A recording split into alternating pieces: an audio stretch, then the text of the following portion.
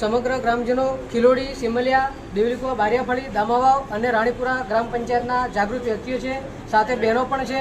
અમે આજરોજ કલેક્ટર સાહેબશ્રીને લેખિત અને મૌખિક રજૂઆત એવી કરીએ છીએ કે અમારા વિસ્તારમાં નળ સે જળ યોજના અંતર્ગત બહુ મોટા પાયે ભ્રષ્ટાચાર થયો છે, નરી આંખે દેખાય એવો ભ્રષ્ટાચાર થયો છે।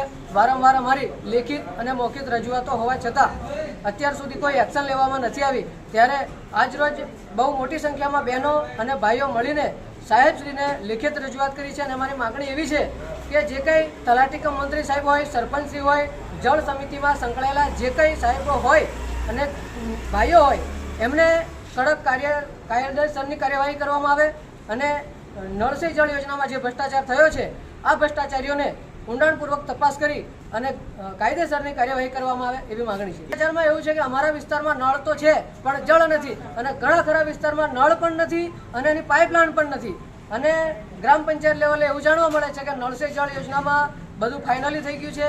આવા પ્રમાણપત્રો પણ ઓનલાઈનના માધ્યમથી અમને જાણવા મળ્યા છે।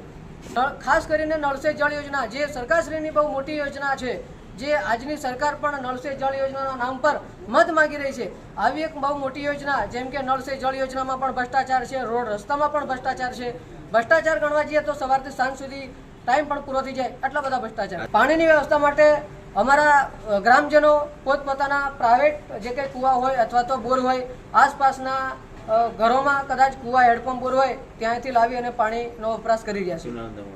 કમલેશભાઈ બારિયા।